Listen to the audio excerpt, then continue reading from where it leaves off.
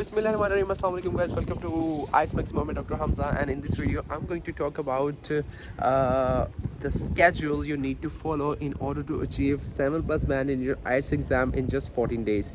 For that purpose you need to know one thing very clearly, that in 14 days if you have planned to prepare for your IELTS, then you need to give your 100% in these 14 days. First of all, just for the first 3 days, on the day number 1, 2 and 3, try to solve one complete paper of IELTS. I'll share you the practice site videos in this, so you can practice on that. Listening test is uploaded by my channel very soon regularly, so you can practice on that. Otherwise there are also 1 or 2 websites which I'll share with you, by the help of which you can achieve very good band score. So for the first 3 days you need to know one thing very clearly, and that is, so for the first 3 days you need to solve one complete IELTS exam: reading, writing, listening and speaking exam for the first 3 days. And for the next 3 days you need to solve 2 complete exams of IELTS, okay? Because it's very important. In my personal experience, nothing is more important than the practice which makes you perfect for your exam.